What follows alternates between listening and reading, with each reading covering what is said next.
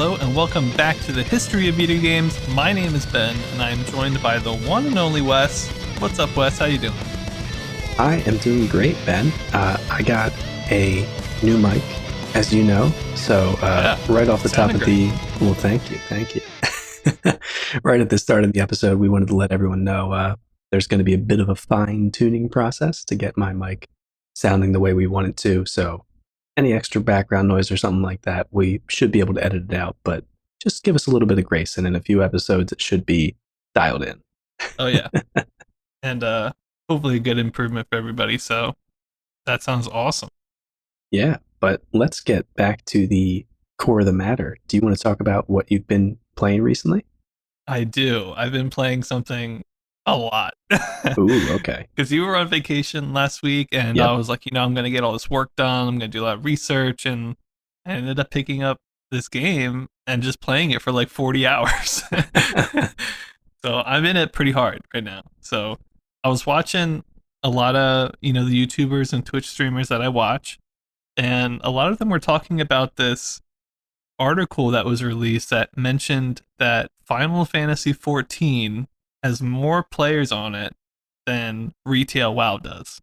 Ooh, okay. And it's a kind of impossible to prove claim because I don't think either company releases those numbers, but it's just based on whatever data they could pull out of their butts, so but I heard about it and I was like, if it's even remotely close, that is absolutely crazy, because I just kind of assumed no other MMO was even close to WoW, like not even half. Like I didn't think it was anywhere close to that. And I've never played Final Fantasy XIV, and it just so happens at the same time there's a free trial you can play. Oh, okay, nice. And I have no clue what the restrictions are on the trial, but I've been playing for like 40 hours and it's like I haven't hit any walls. So Oh, nice. I've been playing that and it's good. It's like really good. Let me talk about just a couple of the points, because I feel like I've been playing it so much, I'm most likely going to be talking about it for the next couple of weeks. Right. But let me get a couple of the points. So first of all, the main thing that kind of took me out of WoW this most recent time was that they had this new automatic level scaling thing. It kind of made it so that you couldn't challenge yourself and whatnot, and that's all gone in Final Fantasy XIV. You can just run into an area that is like way higher than what you are supposed to be doing and just fight things, and you can just do that. So that's awesome. It also means you can go back to old places where you started out and just one shot a bunch of like level 5 dudes, and I like that. Makes me feel powerful. Makes me feel like I've progressed instead of always going to the same place and fighting like the same level of difficulty everywhere. So that was nice. There's also a couple other weird things about it. I would say number one, you can play as any class at any time with the same character. Like you can just switch classes. It's as easy as picking up a new weapon and then your new class. And that's pretty crazy. I don't know of another MMO that can let you do that. But it means I never really have to make another character unless I want to play the story again or something. So that's cool. Also, because they expect you to have almost like another gear set for each class that you're going to play, and there's like 9 or 10 in the game, they just give you like 200 bag spaces of inventory, like a lot. Right off the back. I don't even know if there's a bank, because I've played for like 40 hours and I'm only like, my bags are only like a third of the way full, and I haven't like sold anything. So that's fun. That makes me feel like, oh yeah, they're respecting my time and my patience. Right. So that's good. And then the last thing I want to quickly say is that I've only tried this with one profession, but I picked up a profession, and I think you can pick up every single one of them. But I only have focused on one right now, which was carpentry. And the professioning, like crafting system, is like basically a mini game, and it has its own gear set. So you switch into like carpentry gear that has all these bonuses to carpentry stats, and then all of your powers go away and you get new carpentry specific powers just for this mini game. Oh, nice.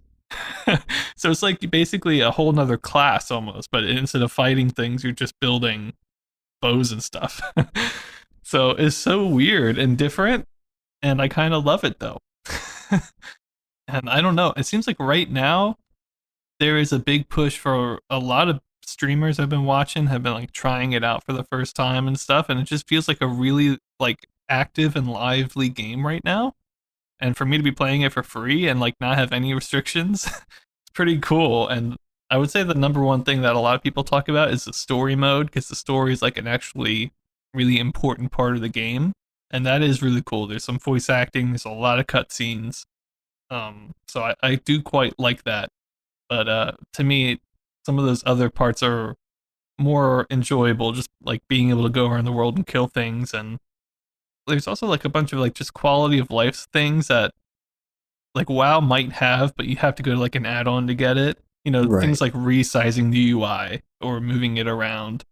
One thing was really cool. It had whenever you log in, it's like here's some achievements that you're really close to getting. So you could just like now I have something to do, you know? Oh, Or that's interesting. like another thing they'll give you recommendations on like you logged in and you're in this area. Here's some things in this area for you to do, like quests that you haven't done yet or like little I don't know, side missions or something. And it's like, oh, they're trying to make it so that I don't have to go to the wiki and look this stuff up. That's nice. So, all in all, I'm just really enjoying it and I'm playing it a lot. Nice. Dude, that's awesome. I mean, it's always good to have another MMO to sink your teeth into, and especially one that's actually being played by other people and Yeah.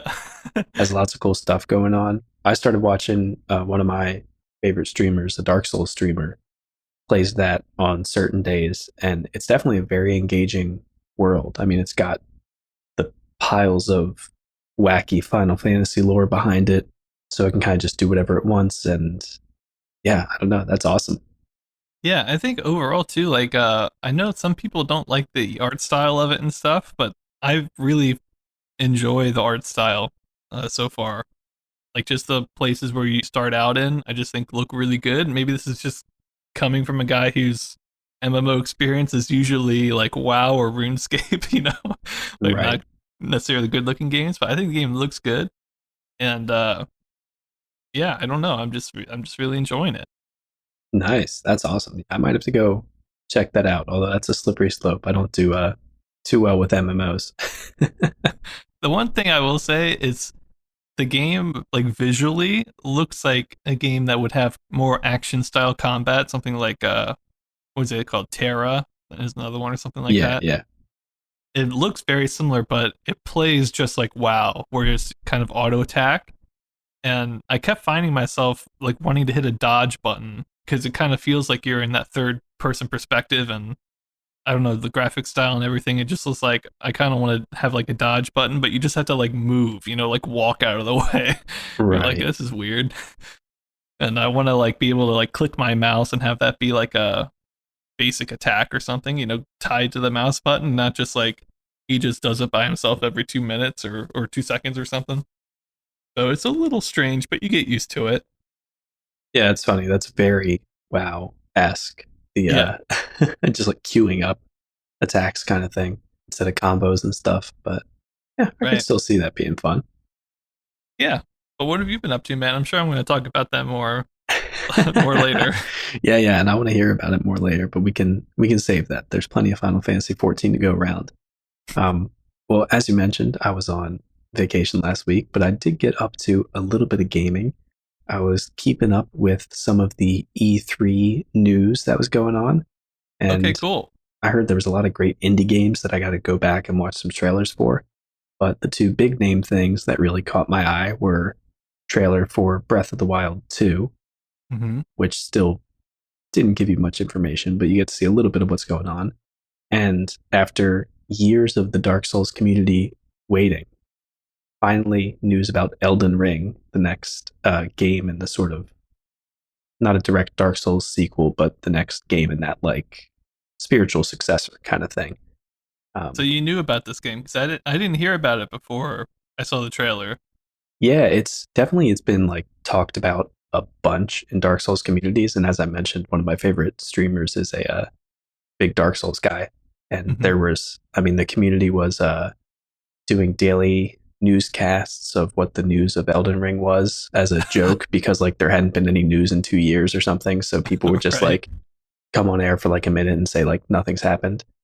But yeah, it's this weird combo thing between George R. R. Martin, the guy who wrote the Game of Thrones books, wrote all the backstory for this, and then just handed it to I'm gonna forget his last name, but I'm pretty sure it's Miyazaki at From Software, and just said, "Hey, like this is what you asked for, and you guys can make a game of it." And George R. R. Martin was like, "Yeah, I didn't hear anything about it after I gave him the main storyline. They just showed me some cool monsters every now and then." So he had an interview recently where he's like, "I'm really excited to see it too." But Well, it's it just sounds like a match made in heaven, honestly. And if like From Software is leading it, you know it's going to be good, man. oh They yeah, just have a yeah, reputation for good games. and everything right now is just pointing towards open world Dark Souls with slightly more active combat, a la Sekiro, their most recent game, which was a much more like fast paced guard attack, like give and take kind of combat than the usual Mm-hmm. circle around the enemy, dodge roll, and attack that it is in Dark Souls. So I'm very, very hyped for that, along with I think the rest of the people in the Dark Souls community. But Now, it's like, is open world something that Dark Souls people are asking for? I feel like it's kind of not Dark Soulsy if it's open world. I don't know. yeah, it's a bit of a mixed bag. I'm not sure what to expect of it. I mean, there's always these big areas in Dark Souls. They're not all like catacombs or dungeons, although of course they do have that. Mm-hmm. So there definitely is a hint of that in Dark Souls 3, for instance. But big open world, it's going to be interesting to see how that keeps the tone and tension of a Mm-hmm. normal Dark Souls game. Yeah, because I feel like sometimes with Dark Souls, there's only one way to go sometimes, and there's a big monster in the way, and you're like, you just have to like buckle down and get it done. But if it's open world, maybe you could go around it or something. Yeah, I'm sure they'll find ways to bottleneck you still, because there's 6 areas that you have to go to, I think, or 7, and they not all required for the end of the game, but I think they'll find ways to like kind of confine you into certain spaces. I forget which gameplay feature they were talking about, but there was one thing where they're like, yeah, this is accessible in the open world, but not in boss fights. So they might have added a bunch of stuff that gives you more freedom when you're in those open world environments, but they probably still lock you down to arenas that you like have to get past. Mm-hmm. That'd be nice. Yeah. It's definitely going to be a bit of a gamble. Like it'll be interesting to see. Like, do you have a horse and you can like ride around? That's never happened in Dark Souls. Yeah. Okay. Interesting. Yeah. So my next mission, and hopefully next week I'll be talking about Dark Souls 3 because I bought that way back when it came out, and for whatever reason, even though I love the series, didn't get very far in it at all. Um, Okay. so I'm going to revisit that because I definitely have to beat that before Elden Ring comes out. I've got about a year and a half, I think, but Mm-hmm. might as well start now. Yeah, man. That sounds fun. Yeah, but I think with that, we should get into our special topic for the day because we have some exciting stuff to talk about. Yes. Today is an episode dedicated to the Odyssey 2. Magnavox is back. They are You're back. doing stuff again. It's good to have them back. But first, we wanted to talk about what they've been doing, what the heck the Odyssey 2 is. So I'm going to start off with a little bit of history on it. It's weird to think, I think the last thing we saw from them was like 77, maybe. I mean, it's been a while that they've done anything that big. They've kind of made some more dedicated consoles, but part of the reason for that is that they were developing a different Odyssey 2 in early 77, also called the Odyssey 5000, which was going to be a first generation console with 24 games built into it. But as 77 went on, a bunch of other first gen consoles released and underperformed in the market, so Magnavox decided to cut that before they even marketed it at all. So they took a little time to go back to the drawing board, and that is when they came out with the new Odyssey 2 that we are going to be talking about today, which is a second generation console, and it is marketed or stylized as the Odyssey Squared. It's got a superscript 2, but it is I the hate Odyssey that. 2. Yeah, which makes it very hard to search for and very confusing. It's called the Odyssey 2, but like, I don't know. Even when I was writing out my notes for this, I couldn't find the superscript in Google Docs. I'm like, well, that's very annoying. But anyway. I feel like Odyssey Squared just sounds cooler too. I almost think that's like, oh, it's bigger. Yeah. And also, if you're going to make it look like that, I mean, give your audience the benefit of the doubt to know that they know what squared means. And, like, Right. they see that symbol. People are probably going to call it the Odyssey Squared and not the Odyssey 2. I don't know. But either way, Odyssey 2 is what we're going to be calling it. And pretty sure that's what the actual name is. And it released in December of 1978 in the European Union as the Philips VideoPack G7000. It was called the Philips VideoPack G7000 in the European Union because back in '74, Magnavox had been purchased by Philips Electronics, which I believe is a Dutch company, and they knew they would get more name recognition if they released it under Philips in the European Union. And when it released, it was actually really popular in the EU. People loved the second gen style of it with the promise of future game releases. You're not just buying exactly what they decided not to do 24 games shoved into one thing. And apparently, there was also this weird version that's very rare today called the VideoPack G7200, which came with its own black and white monitor attached to it, which really defeats the purpose because this is a color console. That seems bad. Yeah, that's probably why not too many of them are around. And just some other little interesting facts about this. Magnavox apparently used the marketing phrase, the keyboard is the key, to sell this because it actually came with a full keyboard on the face of the console for use in education games and for selecting games. And the two controllers that it came with were pretty cool too. They were switched away from the dials of the old school Odyssey consoles and went to a modern 8-direction joystick with little notches for each direction that the joystick went into, and then an action button for firing and whatever else in the top left. And one of the programmers who helped make 24 of the games for this console was named Ed Averitt, and was paid royalties on the games. Somebody who was writing up some history on this speculates that he is now a very rich man by the time he retired, because apparently he was a contractor who came from Intel, and Magnavox didn't have the money to hire him directly, so they decided to pay royalties instead. So yeah, just some interesting stuff about it. But Ben, I'm interested to hear what made this thing tick and how good it was. Yeah, let's talk about the specs a little bit. It's kind of hard for these specs because I feel like the consoles get more complicated and my knowledge of computers is getting lower somehow. um, let's start with the processor. So this one used a microcontroller instead of a microprocessor, which is, correct me if I'm wrong, Wes, I think it's just like a microprocessor with more bits to it. Yeah. Some RAM in there and stuff. Mm-hmm. So this one used the Intel 8048, which I've never heard of or seen before. I did look it up. It came out maybe 2 years ago, which it does usually take a couple of years for microprocessors to kind of hit the market. But I was really surprised when it wasn't an 8080 since those are so common, an Intel 8080. But no, it's an Intel 8048. The clock speed on it is 5.37 megahertz, which is much higher than the other consoles around. So like the MP1000 was like 3.5 megahertz. The Astrocade is only like 2. So this being 5.4 essentially, that's pretty good. So it's got a really nice CPU. But despite that, the resolution's not too good. Again, I don't know how to talk about the resolution because it's one of these where the I guess its height is larger than the width. Like it's not usual. That's not the standard kind of size. Right. It's 160 by 200, and usually the second number is like the low one, and that's what we count. So I don't really know what that means. I'm going to say it's like 160 since that's the lower of the two numbers, but it's going to be kind of like stretched along one of the axes. So yeah, I don't know how it's going to look really compared to the other ones.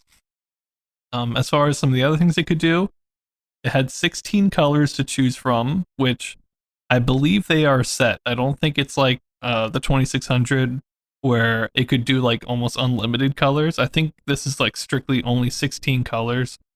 So I think that's probably not good. And then it also only has one sound channel, which again, it's like, why aren't these consoles like investing in sound? Like Yeah. again, the 2600 has two sound channels. I think the Astrocade has three. So that basically means they can play that many sounds at any one time, from my understanding.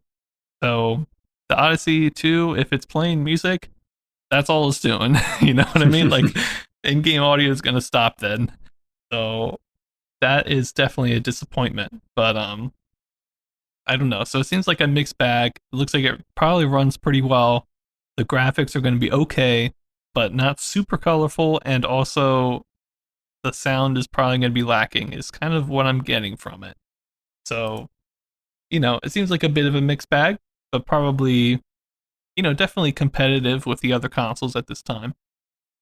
I think when we get into the games, it'll be a little bit more easy to see or easy to talk about exactly the benefits of the specs that it's got. So, or limitations. But what do you think, Wes? Should we head over there? I can't wait to get into these games. Yeah, I think we shouldn't keep the people waiting any longer. Let's take a quick break and then get right into our timeline.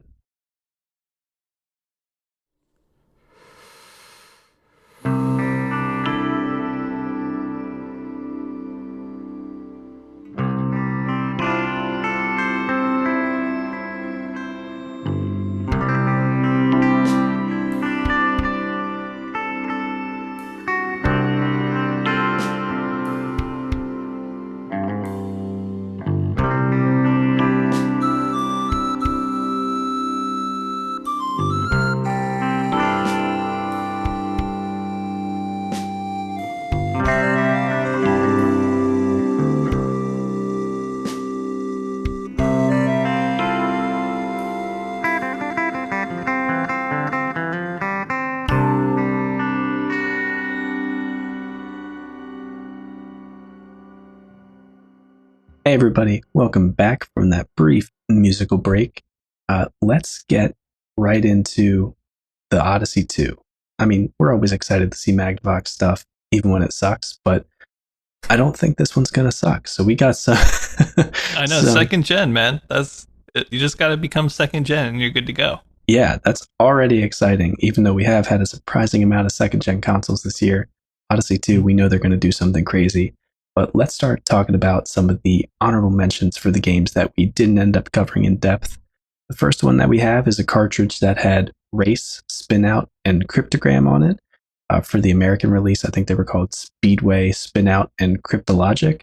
All these were by Ed Averitt, and it was basically a simple speed race type game, a Grand Track 10 type game, and then an Unscramble the Words type of game. That just fits them perfectly with the other two. They didn't have anywhere else to put Cryptogram. Yeah, and that's a good point, Wes. By the way, all of these games, if I had the video pack game name, I kind of included it, but it does get confusing because a lot of them have different names depending on if it's the video pack, which is the EU version, or the US version. And there's even like next year there's going to be games specifically released for both markets, which is super annoying for me as the historian. But we'll figure it out later. In the meantime, we've got this next one called Pairs, Space Rendezvous, and Logic, which was concentration, mastermind, and a lunar lander type game where you have to dock with the station instead of land on the ground. So sounds super fun, but we'll pass. And next we have the US version of Pairs, Space Rendezvous, and Logic, which was called Matchmaker, Logix, and Buzzword. And they substituted out the Space Rendezvous for Buzzword, which was a Hangman type game. Why do you think they did that? They're like, Americans hate Lunar Lander. They much rather prefer Hangman. I guess so. Or maybe they realized that it didn't make sense compared with the other two games on the pack. But it's not like they re-released Lunar Lander later. I don't know. It seems strange. Yeah, just got rid of it. But moving on to the next one here, that is probably the first one that really was interesting to me. By the way, all these, I don't think we had a month date for them, but we knew that there was sometime in 79. We knew the console came out in really late 78. So we knew all the games came out sometime in 78 and that the console came out in late 78. So I'm just assuming they all came out basically at the same time, but I don't know if they were necessarily launch titles, but we're just covering them all together, all these 78 ones. So this next one here is called American Football, just called Football in America. And I was considering reviewing this one because it's very similar to like the Bally Astrocade Football, and it reminded me of it a lot. And I love the out version. So, and we haven't had too many footballs. I mean, we had the Atari football not too long ago. We have seen a couple. I think it was on the APF 1000, maybe had football. I can't remember, but like we've seen some actual good football games lately, and this one definitely looks like it's pretty good. But I don't know. It just wasn't as interesting as some of the other games that we're going to review today. So I'm just going to mention it. But one of the things that I noticed right away is that it's the first football game to feature the huddle, which is like when the players actually kind of go in a circle and talk about the play before the play happens. So I think that's awesome. The first game to feature a huddle sounds super cool. Unfortunately, the rest of the game suffers a little bit. One thing it did have is that the graphics had the whole football field on the screen at the same time. So there was none of that weird, going 10 yards and then it refreshes and then all the people are there again. Right, exactly. So that was cool. It also meant that because the players all move at the exact same speed, if you just like passed it to a dude and he was in front of the defender, he would just go all the way. There was nothing you could do about it. But it's okay. I would say the main disadvantages, though, are that the Astrocade version, as a comparison, which is my favorite version so far, had better graphics in my opinion. It had way better sound because, again, this only has one sound channel, and we'll talk about that more with our games, I'm sure.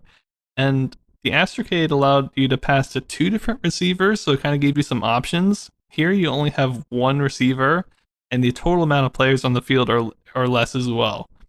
So it just felt like kind of a more simplified version in some ways because of those little things. But I did like it. I thought it was cool, but I think some of these other ones we're going to talk about are even cooler. So let's keep it moving. All right. And the next cartridge we have is Air, Sea, War, and Battle. Also called for the American version, Armored Encounter and Subchase. And these were for Battle, I'm guessing, or Armored Encounter. It was a tank game with mines, barriers, and guided missile variants, although no bouncing bullet type variants in that. And then Subchase was an interesting bomber versus submarine shooting game where the submarine could actually go underwater and the airplane could alter speed and altitude. So we've seen similar things to that, but nothing really that much choice for both of the players. Yeah, I like the submarine being able to go underwater to dodge missiles. That sounded cool. Yeah, that is pretty neat. And I do want to mention real quick that almost all, if not all, of the North American release versions of these games were just the word with an exclamation point at the end of it. And yeah. I don't know why. They just thought that would sell better for some reason. Yeah, they all have exclamations. Just like this next one, we got Blackjack, the US version called Las Vegas Blackjack with an exclamation. Right. Gotta throw that Las Vegas in there. This one just looks like a pretty simple version of Blackjack. Compared to the Unisonic, which we did not too long ago, the graphics were considerably worse. So I was like, okay, we're not going to do that one. That does not look very good to me. But Wes, the first one you reviewed is up next. Can't wait to hear about this one. Yeah, so let's finally get into what this console actually did, how the games actually performed. The cartridge that I took a look at is Tenpin Bowling and Basketball, or Bowling and Basketball for the American version. And the manuals for these, I gotta say, are pretty sweet. It's got like these colorful futuristic lines going on and this super 70s style. The guy on the who's playing basketball on the back of the manual has just like no legs and he's like shooting out into the stars to grab a basketball. It's pretty good. So take a look at these manuals if you get the opportunity to. But going over the gameplay for these, bowling is almost exactly the same, oddly enough, as the TRS 80 bowling by Peter Trifonis that I just looked at. But it does have a few important differences. First is that the playfield is vertical, which to me makes more sense. You got the ball at the bottom. The Peter Trifonis one was horizontal, if I remember right. Second is that you always bowl straight instead of choosing whether your character bowls straight or bowls with a hook. But you can move the joystick either left or right after the ball is in motion to hook it in one direction. You gotta put that English on it. Yeah. But they don't let you put too much English on it because as soon as you push one direction, you can't move it again. Oh. So you can kind of just curve it at any point while it's rolling, but once it's curved, you can't move it back and forth, which is kind of nice. As much as I like putting the English on it, it would be a little much if you could just like zigzag the ball all the way down and knock off all the pins right away. It's also 1 to 4 players for this bowling with taking turns. Nice little effect for this, though, is that the background of the screen changes color for each different player who goes up to bowl. And it doesn't seem like the pins hit each other in this, though, which is really weird because I'm pretty sure that was simulated in the TRS-80 version. I can't tell you the amount of splits I got. I forget what the most common split is called, but like the 5-10. The 7-10. 7-10 split. Almost every single ball I bowled. And maybe I'm not good at the game, but anytime I tried to pick up a spare, it just didn't seem like they bounced into each other. They only got knocked over if the ball hit them. But other than that, it's pretty similar. It's just a timing-based bowling game where the ball bounces back and forth. You hit a button to make it go. Although this one does have 2 different difficulty speeds. They had funny names too. I think it was either tournament night or league bowling night, like you're out with your buddies in the league. But then moving on to basketball, this is surprisingly similar to like actual basketball, which is saying something for a 78 console to basically not just be Pong with a net that's higher up. So the ball actually drops from the top of the screen. It has gravity, and there's 2 players on the court at a time who basically have to go against each other and shoot the balls into their baskets. The gravity for the ball is surprisingly realistic, although in the manual it's explained as an electric or electronic gravity field on the floor. I don't know why. Maybe it's futuristic basketball in this world that they're projecting. The ball also travels at random angles and velocity anytime you shoot, which is a little bit strange. And you can't steal the ball from the player when they have it in their hands. But if the player goes 8 seconds without shooting, it automatically goes to the other player. Or if you shoot when the other player is right in front of you, they steal it. So you can't snap the ball out of their hand, but there are other ways that you can take possession of the ball. And then another slightly weird thing about this, but it does simplify it, is that all baskets, no matter where on the court you're shooting from, are worth 2 points. And there's no top score limit. It's just whoever has the most points after 5 minutes wins. And this is like a horizontal view, right? Not like yes. Like a lot of the newer ones are kind of sometimes top down, but most of the time it's kind of like from that court, kind of a little bit up, horizontal kind of a angle. Right. Yeah. So this one is just a straight horizontal view. You don't really see anything of the court and just a sort of side view of the characters. So getting into my ratings for this, for graphics, I give it a 1.5 out of 10. The Odyssey 2 does have a pretty decent suite of colors, but they aren't all really on display at the same time, except for the select game screen that shows up at the beginning of every game, which has each letter kind of spelled out in a nice color. Bowling and basketball both had about 4 colors each on screen at a time. Looked pretty good, but compared to other things we've seen like the Astrocade, it's really nothing crazy.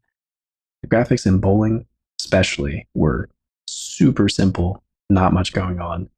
Just 1 color in the background, black and white for the elements. All the pins were squares, and there was no animation from falling down, and the ball actually looked a little bit like a ball, but it just magically slid across the screen. There was no sort of animation to make you think it was rolling. So bowling didn't really have too much going on, but basketball, on the other hand, did have some graphical things that I liked about it. For one thing, the whole game moves pretty smoothly. The movement of the ball is really easy to track, and the gravity looks really realistic with the way that it falls to the ground. The players, though, are just static sprites of some guy standing with his hand straight out. When they move across the screen, they just slide back and forth. There's no leg movement at all. So that's definitely a negative. The court itself looks all right. You don't really see anything of the court except for the hoops. And they do kind of look like basketball hoops. They come out a little bit from the wall. But the way they made it into a sort of Pong game is that you don't score in a hoop. It's almost as if you're like throwing into the back of the backboard, the way that it looks, because you score off the side of the screen instead of scoring vertically. But it does make this nice little area where you can hit the ball into and it bounces and goes in, which is pretty satisfying visually. But then moving on to the sounds, I gave it a 1.5 out of 10 there too. Both games have some pretty simple beeps and bloops, nothing really crazy going on here, but they are used fairly well. There's tunes in bowling when you get a strike or anything like that, and there's a nice beeping rolling noise when the ball is going down the lane. Basketball is pretty bland though. It's just a rebound noise and a score noise without anything else. But the bounce noise does play a fair bit and it's not annoying, so I did like that. And it kind of gives you this feeling of getting nothing but net if you make it into the basket without any bounces, because it's just silence. And in that case, it kind of like works for the game because you're like, oh yeah, didn't get any beeps, it just went straight in. So that does give a nice effect there, but still, they are very simple sounds.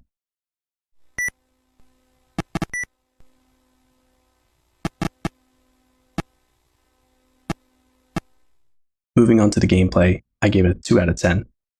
Bowling is just okay. It's not great. It's a time-based bowling game. I'm not really sure if you can even get a strike by just bowling straight on, or at least I never did, and I'm pretty sure I hit some direct ones, so you might have to hook at an angle to get any strikes. But it also just feels so weird to me that the pins don't knock each other over. Like, I have no idea how you're supposed to easily pick up spares. Basketball, though, I will say is pretty fun, despite being so simple. The random angle that whenever you shoot the ball is weird, but it definitely feels like you can get some pretty consistent layups and 2-pointers like most of the time. And 5 minutes seemed a bit long for me, but I could see when you have 2 people, it's kind of a small court, so you might always be snatching the ball from the other person. It could be pretty fun playing against somebody trying to block and take a bunch of shots. And then for relevance, I gave it a 6.5 out of 10. Bowling really isn't anything new, but basketball feels a lot closer to a real basketball game than I think we've seen so far. The ball moves realistically. The hoop and the backboard actually sort of look like they do in basketball. And even though it's only 2 players, it feels like basketball, which is a lot better than most of the Pong versions of basketball that we've had before. Yeah, there's no paddles. We actually have people. Yes, even if they don't move, there's people and they're shooting a ball that actually has gravity, that you feel like a basketball would. But with all that combined, I gave it an overall score of a 1.75 out of 10. As a combo, the games are pretty good. They offer some new experiences for a console and surprisingly smooth gameplay.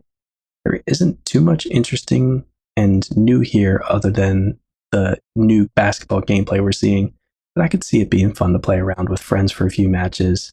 And with better sound and graphics, they could really be cool, but those aspects are still holding it back a bit.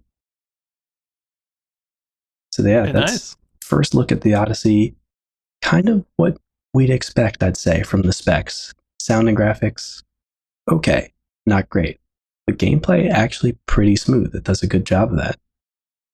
Yeah, I feel like if I had reviewed that one, the gameplay would be a lot higher because I'm like a big basketball guy. But True. it's very interesting to see. Like, to me, having it not be Pong, I was like, oh my god, this is massive. Yeah. But it like at the core of it, it's fairly similar, right? But yeah, it's just a couple little small things can take you into that world a lot easier. So Yeah, and second instance we've seen so far of the Odyssey doing a great job of making sports games actually feel like the sport they're supposed to represent. And we don't see that a lot. Like American football and basketball, they both felt pretty close to what they should be. Right. Yeah, let's keep it moving because I also have a sport one I gotta get to. But the next one here is called Mathematician and Echo, also called Mathemagic and Echo in the US Odyssey 2 release. This is another Ed Everett game. We'll try to mention his games whenever they pop up because it's interesting to see that this one guy, although in this first set he only made two, I think over the course of the next year he makes like 20. So we'll definitely keep an eye out on him. But this was just a bunch of math games and Simon Says games, so not that interesting for us. But the next one here is one that I did review. It's called Baseball, which I think is the same for the US release, but probably with an exclamation point. And you might be saying, wow, I'm surprised Ben picked baseball over American football, because we've done a lot of baseball in our time on the podcast, like a lot. But as soon as I saw a video of this one, I knew I had to cover it because of one very small detail that just makes the game feel super fun to me. And that's the fact that before you throw a pitch, you can just throw the ball around the infield to nice. Anybody on the and I just love that. And it's weird too because I think you can do it forever. In order for another pitch to be thrown, you have to not push any inputs on your controller for like a second. So you could just keep throwing it around. And I love that. Even like if you just throw a strike, the ball will go from the catcher back to the pitcher. Like you'll see the ball be thrown. And there's just something really satisfying about playing a game and not really ever having it just like reset. You know what I mean? Oh, yeah, absolutely. You can make it reset. I think if nobody touches anything and the ball's like on the ground, it'll just teleport to like the pitcher's hands. But if you pick it up and throw it to somebody, it'll be thrown back to the pitcher somehow. So it's cool. It feels like, I don't know, a real game is being played. I don't know. As soon as I saw that, I was like, I need to play this. Also, the batter is actually a person holding the bat, which is not usually the case. Usually it's just like a line floating into space. Right. But this one, there's a guy holding it. So I was like, oh man, this is pretty crazy. So let me kind of describe what we're looking at. Again, go check out the manuals for these, because the one thing I will say about the Magnavox Odyssey is they have some of the most striking manuals that you will find. Like if you see just like a sea of random assorted manuals, you'll be able to pick out the Odyssey 2 ones like immediately. And I would say that's probably a good sign of of design there. They're pretty cool.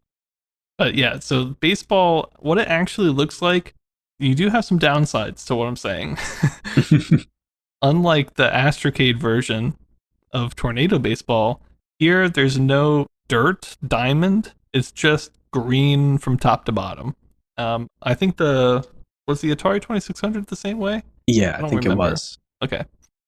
Yeah, but so that is a little annoying. Normally there's at least bases where you can see. There's not even bases here, but the first, second, and third basemen don't move. So you just run to them, and I guess it kind of gets the point across. Basically, you can only like move the outfielders, and the ball, if it doesn't get picked up by like an infielder while it's like moving or flying past them, then it always goes to the outfield, as far as I can tell. So the infielders don't really move, but so that part is not so good, and it also kind of makes the game feel like you're playing it like on a soccer field, because you don't get that kind of triangular part in the bottom. Like there's no lines there, so it just looks like you're playing on a soccer field. So that is not good. But some of the parts that are really cool, the ball looks really good. I guess it's more of a circle than a square, which is good. And all the players, you've got, I think every single actual position in a real baseball team is on this field, which is pretty good. It's 9 defense players, and then you got a hitter actually holding the bat, and you can have the bases loaded and stuff too. So that's really nice, because even like the Atari 2600 game, I think it was just a pitcher and like 3 outfielders. I don't think you even had an infield. So it's a little bit more realistic in that way. So it's interesting. It's almost like, to me, they're emphasizing more of the sprites than they are the actual graphical background part. So I don't know how I feel about it, but there's definitely pluses and minuses to it. And then as far as the gameplay, the pitcher, when they throw, it's only one speed. unlike some of the other versions we've seen. But you can put the English on it, so you can kind of make it a ball, make it a strike, do whatever you want. And then the batter, very importantly, depending on how early or late they hit the ball, can purposefully aim the ball, which is great because that means that there's a lot of skill and strategy in this game. Because sometimes I feel like with old games we've seen, it's just random if you hit it, or it'll go like one of three predetermined places or something. But depending on how late or early you hit the ball here, you can really aim it. And then when you run, you can control the runner and tell it to like keep going or hold or whatever. And then the outfielder actually has to go and field the ball. And I think a lot of games, this part of the game is almost simulated. Like you can't even do anything. Like the runners just go and get the ball by themselves. But in this, you actually have to go pick up the ball yourself. And then just like in a baseball game today, you have to, on the D-pad, kind of point to the base that you want to go to. So if it's like first base, that would be like pointing to the left, and then hit the throw button. So you can control what base you throw it to, which again, in probably 90% of baseball games at this time, is just an automatic thing that happens by itself. So you can throw to the wrong base and miss a runner or something. And that is so good. I love it. It feels just like a normal game, like a modern day baseball game. So the actual like outfielding is really nice in this game. It feels great.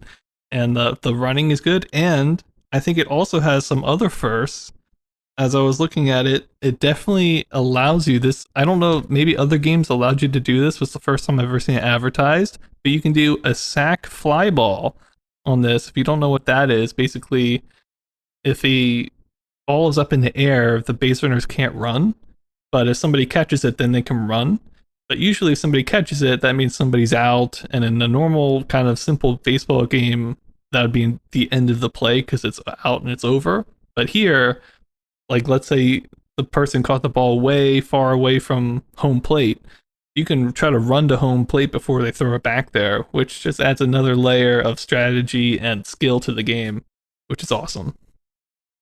Also, you play a full 9-inning game, which is maybe a little long, but it's okay. And if the game's tied at the end of 9 innings, you actually go to extra innings, which is pretty cool, I thought. Oh, nice, yeah. As far as like what the dudes look like, they're basically stick figure men with no faces.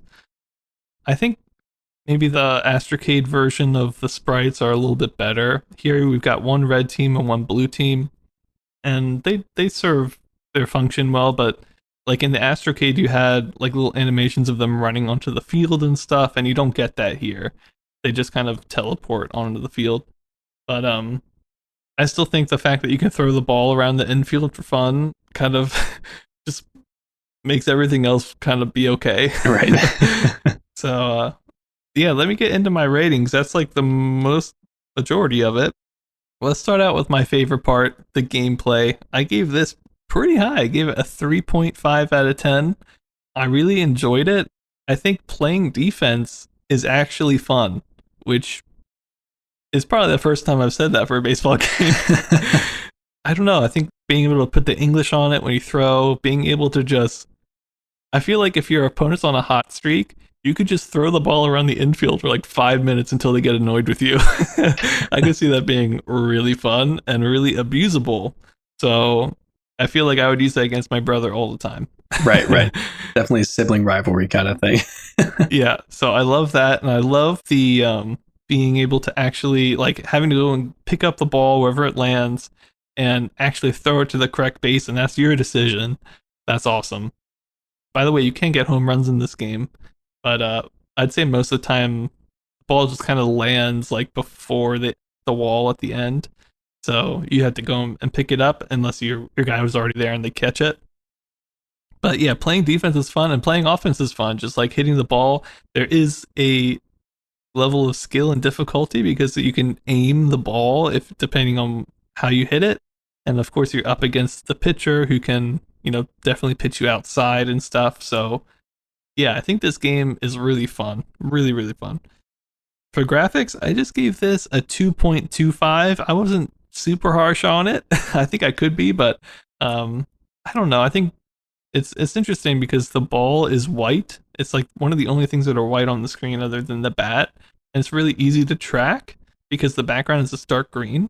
So I don't know. I just think it's fun to throw the ball around and see it move around. And the characters are very, very, very simple, but they do an okay job, and they have like little animations and stuff. So I'm pretty happy with it. The swinging of the bat is probably the exact same animation as what we're gonna find in your next game was. Right. Okay. I was wondering.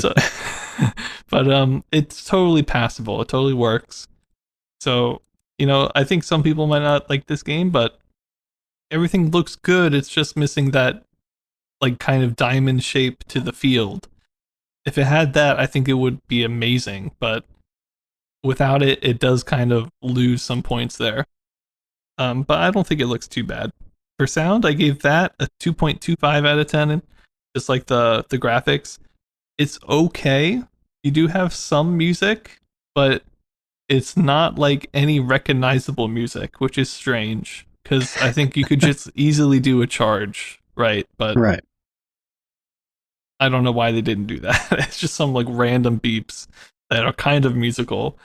Other than that, you've got beeps when you catch the ball and throw the ball and hit the ball, and very usual stuff. You have a little tune that plays when the innings are over, which is nice, kind of like resets everything. And then there's a tune that plays when you hit a home run, and actually a cheering noise, which is okay. It's basically like static, but it's okay. So I mean, it's kind of what I would expect, plus like a little bit extra music stuff, although the music stuff doesn't always make sense, but at least it's there. So I kind of was thinking a 2.25 is probably right where I would kind of assume it should be.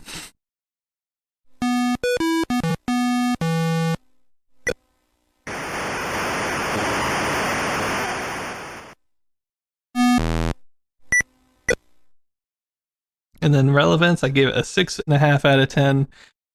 Being one of the earliest Odyssey 2 games, I think it kind of set the groundwork of being like maybe gameplay focused first, because I love that part of this. And if that's the case going forward with this console, I'm feeling really good about it. Because even like the Fairchild is hanging in there and making good games. If the Odyssey 2 can do that with the graphics it has, I'm going to be pretty happy about that. So I quite like it, and it did have some advancements for baseball playing games, like playing the defense and doing the sack fly balls and stuff. So yeah, I think it's somewhat relevant, although I don't think it's like the one that people remember or super influence the next version, but it's definitely has its own little place in history, so I think it's cool. And for overall, I give it a 2.75 out of 10. I really liked it.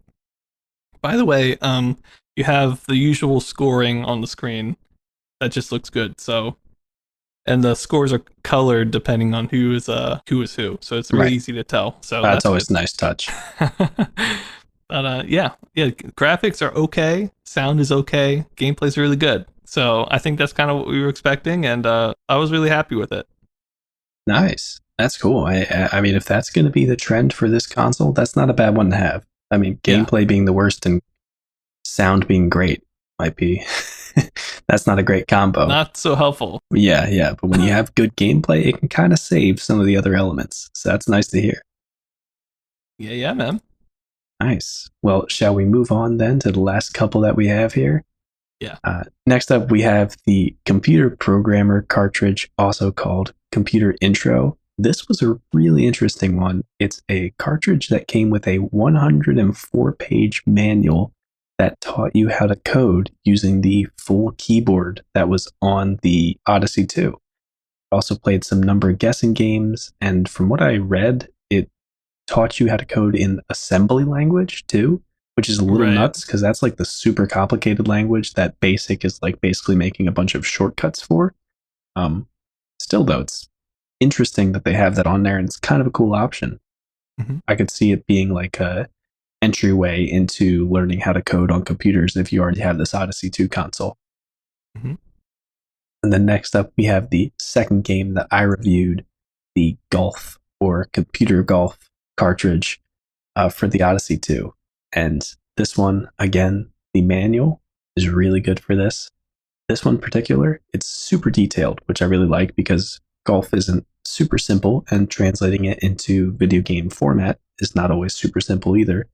It shows all of the hole layouts and what the par is for each course.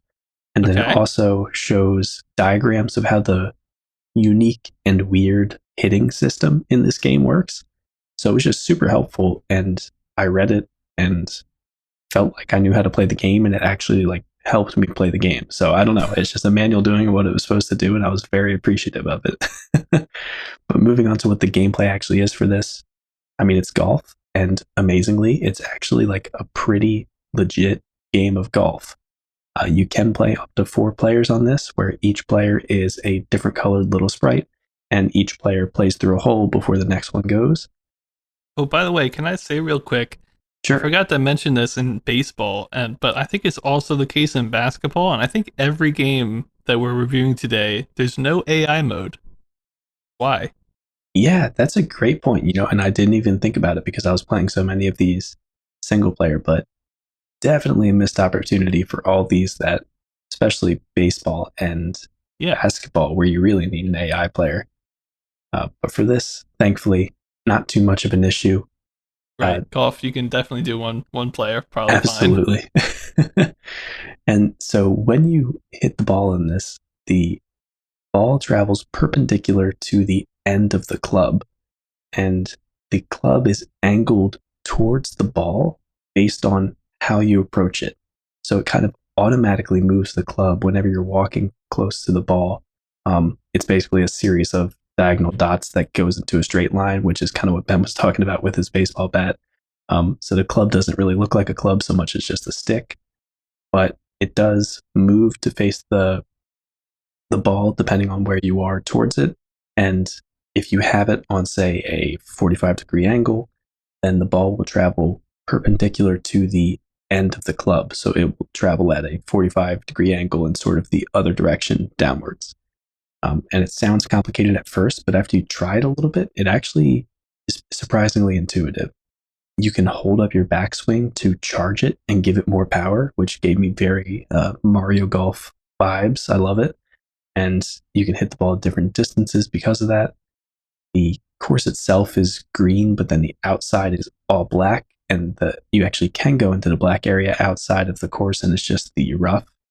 And then there's also some trees on the course that you can hit, which triggers a hilarious animation in the golfer. Whenever you hit a tree, he makes a bunch of noises and slams their club up and down whenever you hit it. Nice.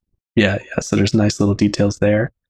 But one of the big interesting gameplay elements here is that once you hit your ball onto the green, it actually zooms in onto the green so you can putt instead of having to hit it in from the zoomed out view of the course.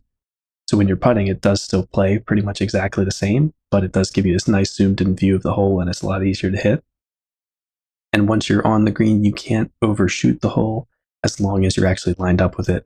So, like, if you think you're dead on, but you have no idea what the power is, it's kind of nice. You can just go max power and hit it right in as long as you're lined up. But let me talk about my ratings for this. The gameplay basically plays golf, but it's a little hard to explain until I get into the ratings. For graphics, I just want to start out saying they're really simple, so I gave them a 2 out of 10. But the simplicity of this kind of works for this golf game. Player doesn't really have arms, but they have blocky legs that actually move back and forth, so there's a little bit of a walking animation. The golf club, as I said, doesn't look great, but it does adjust to the different positions as you move around the ball pretty smoothly. The ball also moves very smoothly across the screen, which is great. It's not like refreshing the whole time that you hit it. And the trees and the green and the course all look pretty nice too. Of course, there's just a lot of green, white, and black colors on the screen, but still they do a good job of making it visually interesting. And the 9 different courses that are in this game are pretty visually different. They have like a different amount of trees, no sandbars, unfortunately, but a little bit of visual interest in there.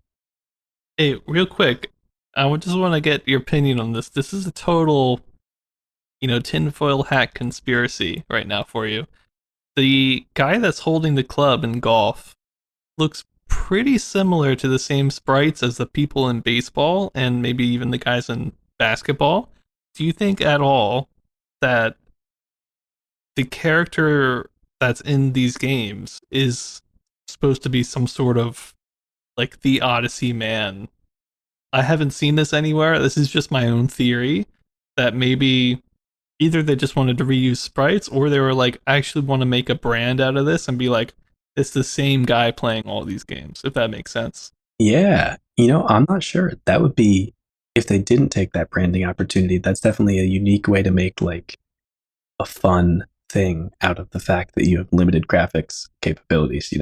So I hope Yeah. so. I don't know. I'm not sure. I feel like it's honestly just like it was easiest, but I'm also a bit of a cynic. So I don't know. I just think that they're kind of eerily similar because they're all stick figures with no face and kind of just one color, right? And they're in all of them because in a lot of the golf games, you don't even have a person holding the club, right? You just see a club or something, or you give Right. a direction. And I love that there's a guy holding the club. I think it's awesome. But I was just Yeah. like, I wonder if that's at all related to these other games that also had people in them as opposed to paddles or something. We'll have to see as we keep going if they mysterious Odyssey man keeps popping up. Yeah. That would be a good That would story be, that we can create, even if it's not the original story. yeah, we'll keep track of the Odyssey man. I love that. Yeah. That is a cool idea. And just to wrap up the graphics, one of the reasons that I bumped up the score a little bit is that there is a funny animation whenever you hit a tree. When you hit the ball, your character like throws the club up and down, swings it up and down, and makes a bunch of beeping noises at the same time. So with that in mind, moving on to the sounds, I gave it a 1.75 out of 10. These are the same beeps, obviously, as we've seen on a lot of the previous cartridges, even though I'm pretty sure the sound capabilities came from the cartridge itself, so we might see more advanced sounds in the future. But in this game, I didn't mind the little beeps and buzzes as much.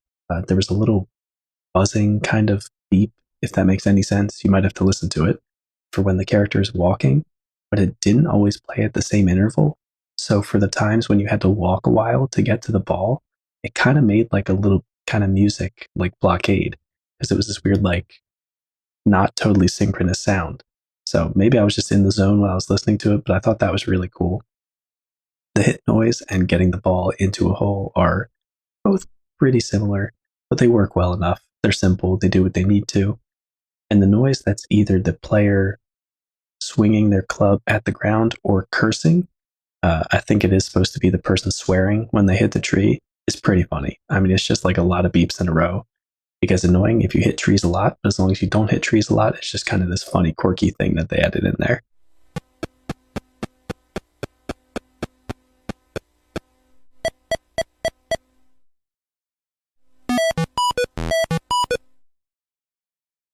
And then moving on to the gameplay, I had to give this a 3 out of 10, which seems super high for a simple golf game, but this game just is golf. I mean, I said the same thing with basketball, but it's so weird compared to like the Play-Doh golf that I played. This actually plays and feels like a game of golf.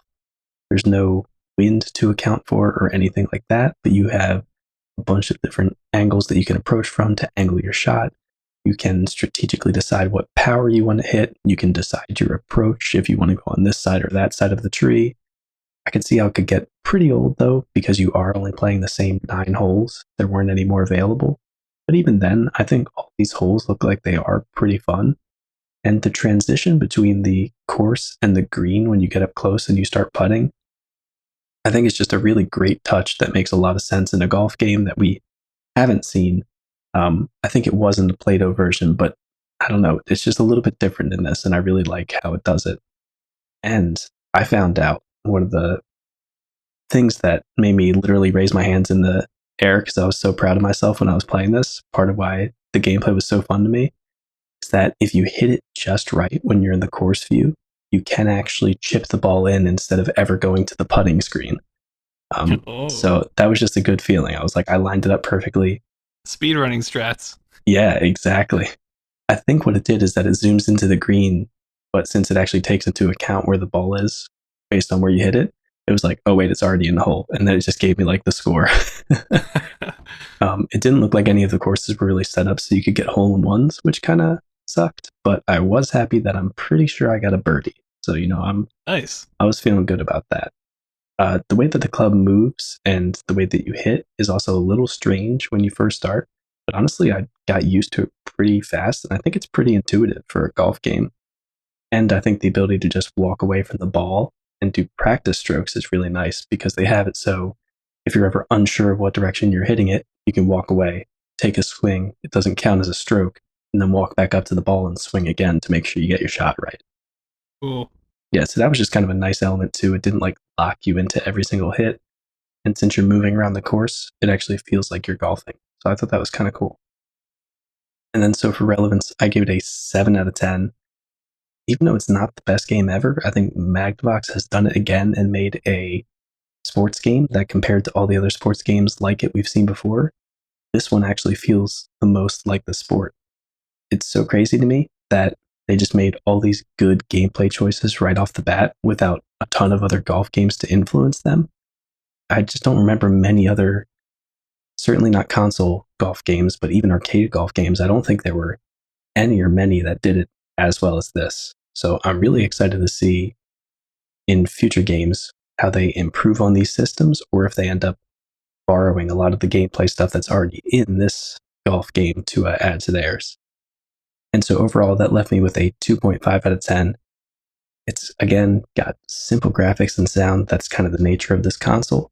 But computer golf is surprisingly fun and has a lot of character. If it had more courses and you could play in some better graphics to match the really good gameplay, I think this would be like out of the park smash hit. But even as it stands, it's still just super solid console game for 1978. I feel like this would be one of the ones I would go for like right away if I got this console. Even though it only has 9 holes, maybe I'd regret it after I played for 5 hours. But it just you still play for 5 hours. Exactly, yeah. Which compared to some of the other games that we've seen on consoles, I think that's pretty good. Yeah, cool, man. Yeah, that's golf. I'm loving all these sports games. Yeah. All right, we got one more for you guys today. There was one cartridge that I found a lot of dates for 79 for. I think I ended up putting it like really late in December.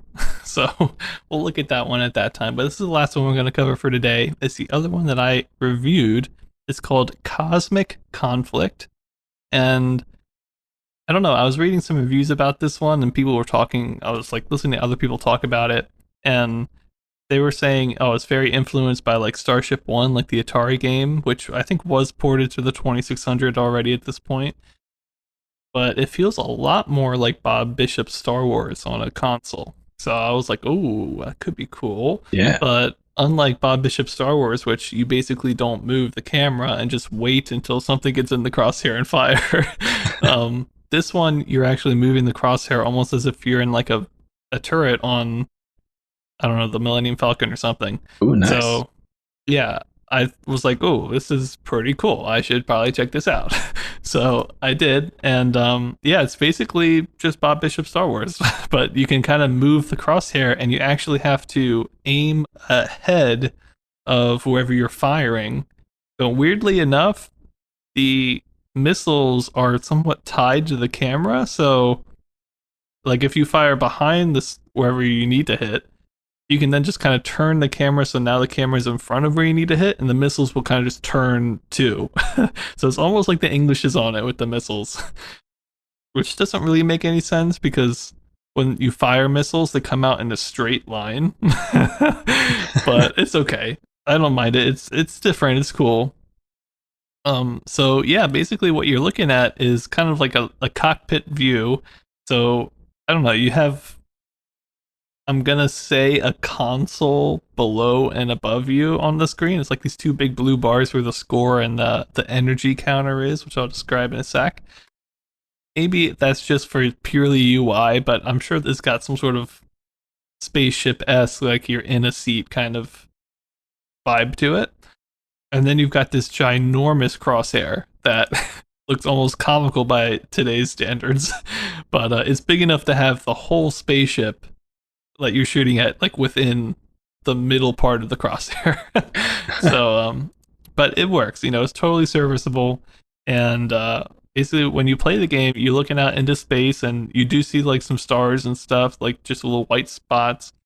And then as you turn the camera, you'll find spaceships kind of going, in and out of your view. I think only ever one can be on the screen at a time, which is a little limiting, but you seem to always be able to find them, or they just kind of like appear in your view at some point. Sometimes you get these ones that kind of appear from a small dot, so as if they're coming straight towards you, and if you don't shoot them, they'll actually do damage to you. That's cool. But yeah, you'll find these spaceships.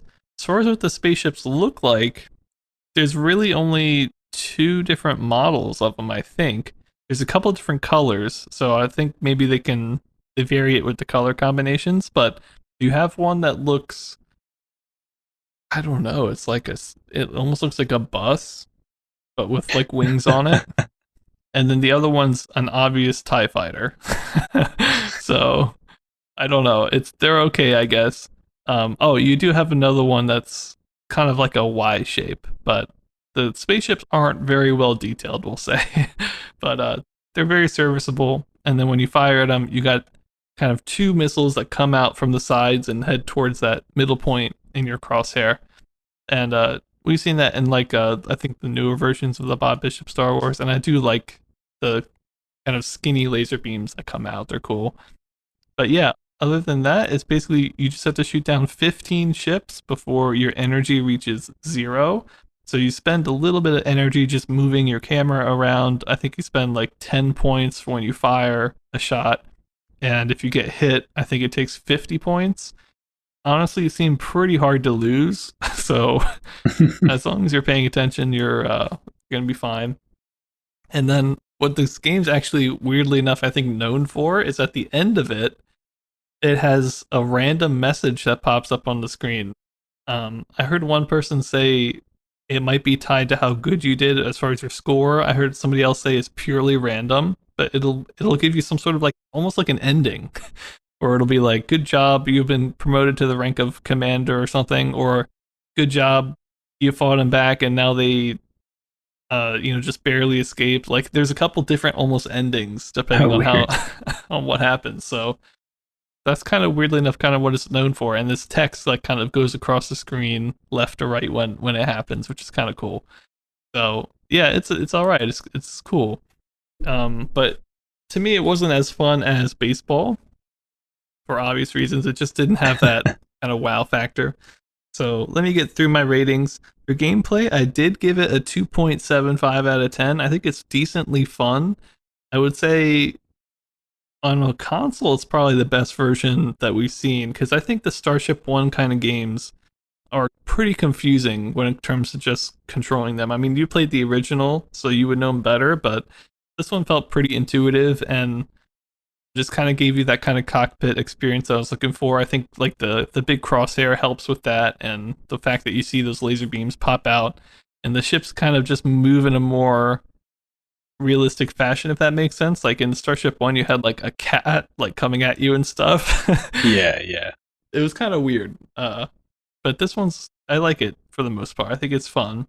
I think it's only one player, so you probably would get sick of it after a time, but for a couple of games, it's fun. For graphics, I just gave it a 2 out of 10. Luckily, space games benefit from the fact that you don't really need too many graphics. Right. I mean, you just have like 3 spaceship models, and there is an alert kind of message that pops up, which I'll talk about with sound. And then like the number of ships that you need to shoot down yet, and then your energy, and that's basically it, and the big giant crosshair. But again, I think luckily space games benefit from the fact that you don't really have to do too much. The laser beams look really good. You do have an explosion animation, which is not as good as like maybe even the Bob Bishop one. I mean, it's just okay.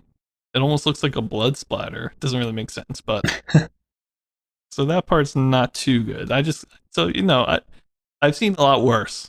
We'll put it that way. So I gave it 2 out of 10. And then sound, I gave this a 2.5 out of 10.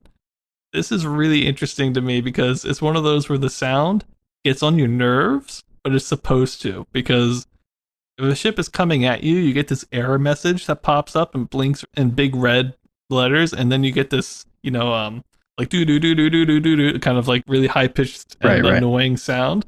But it kind of puts you into that feeling of like, oh, I'm on a spaceship like in Star Trek, and we're getting attacked. Like it would be that exact sound. So somehow it really works, and the usual firing sounds and stuff are just like kind of pong noises, but altogether the package fits this game better than any other game. So it got lucky there.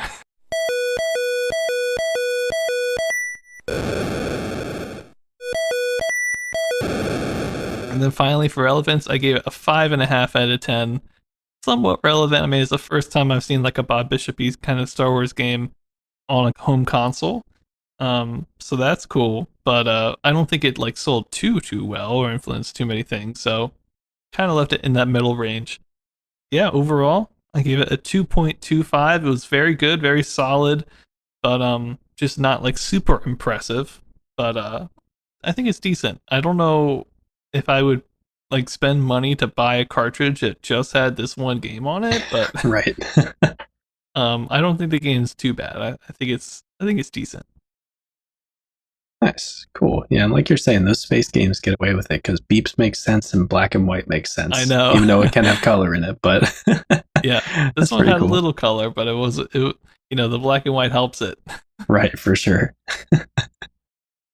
Cool, and that'll do it for the cartridges. I do want to mention really quick the chipsets that were used in the defunct prototype of the Odyssey 2, that Odyssey 5000, because there were a couple of them, and we haven't mentioned them. So in case anybody is interested in that, because I think based off of the chipset, we kind of found out that there were 24 games and stuff. Because otherwise, I don't think anybody would know. But we knew the chip, and the chip was like tied to the games because this was first generation. The prototype was way back in '77. So the prototype was based off the CR861 Mugs chip. That was the company, MUGS. I think it's the only chip that they made. Hmm.